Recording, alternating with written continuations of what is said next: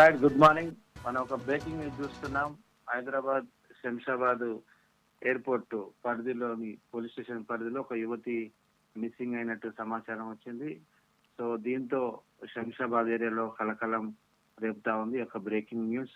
Shamshabad municipality పరిధిలోని RB Nagar colony చెందిన 19 ఏళ్ల వయసు గల నందిని అనే యువతి నిన్న ఇంట్లో నుంచి వెళ్లి తిరిగి రాలేదని కుటుంబ సభ్యులు చుట్టుపక్కల ప్రాంతాల్లో బంధువులలో వెతికినప్పటికీ ఎక్కడ దొరకపోవడంతో దీంతో పోలీసులకు ఫోన్ చేశారు. ఈ ఆచూకీ ఎక్కడ మాకు లభించలేదని పోలీసులకు కంప్లైంట్ చేశారు. దీంతో ఆ ఏరియాలో అంతా కూడా విషాదశాలను అలుముకున్నాయి. పోలీసులు వెంటనే సమాచారం అందుకున్న పోలీసులు ఈ సంఘటనపై దర్యాప్తు ప్రారంభించారు. ఆమెకు సంబంధించిన కాల్ డేటా కావచ్చు, ఆమె ఎవరితో మాట్లాడింది, వాళ్ళ మిత్రులు ఎవరు, వాళ్ళ బంధువులు ఎవరు, దానికంటే ముందు దాని తర్వాత ఎవరితో మాట్లాడిందా అని కాల్ డేటాను ట్రేస్ చేస్తున్నారు. తల్లిదండ్రుల బంధువుల యొక్క కుటుంబ సభ్యుల యొక్క ఫిర్యాదుతో పోలీసులు రంగంలో దిగారు. ఈ కేసుపై పూర్తి దర్యాప్తు చేస్తున్నారు. మరి ఈమె వెళ్ళిపోవడానికి గల కారణం, మిస్ కావడానికి గల కారణాలను పోలీసు అయితే ఛేదిస్తున్నారు. ఈ మరికొద్ది సేపట్లో దీనిపై పూర్తి సమాచారం అయితే మనకు రానుంది.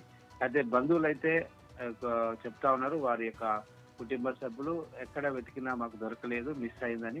మరి దీని కారణాలు మనం ఈ మధ్యలో చూస్తా ఉన్నాం. చాలా మంది రకరకాల కారణాల వల్ల, కొంతమంది చదువు ఇష్టం లేకైతే, కొంతమంది మందలిస్తే, కొంతమంది ప్రేమ వ్యవహారంలో ఇంటి దగ్గర నుంచి పారిపోవడము, తల్లిదండ్రులకు చెప్పకుండా వెళ్ళిపోవడం అనేది జరుగుతున్నాయి. నిన్ననే ఒక సంఘటన చూసాం. ఒక అబ్బాయి 100 రూపాయలు ఇస్తే, కిరాణా షాప్కి వెళ్ళని 100 రూపాయలు ఇస్తే ఆ అబ్బాయి ట్రైన్ ఎక్కి వేరే రాష్ట్రానికి వెళ్ళి ఢిల్లీలో దొరికినట్టుగా మనకు సమాచారం వచ్చింది. ఇలాంటి సంఘటనల నేపథ్యంలో పోలీసులు లోతుగా దర్యాప్తు చేస్తున్నారు. మరి మిస్ అయింది, ఎలా మిస్ అయింది, ఎవరైనా కిడ్నాప్ చేశారా, లేకపోతే తానే పారిపోయిందా అనే దాని మీద పూర్తిగా దర్యాప్తు చేస్తున్నారు. ఈ యొక్క పోలీసులు మధ్యాహ్నం వరకు ఇది ఒక క్లారిటీ వచ్చే అవకాశం అయితే ఉంది.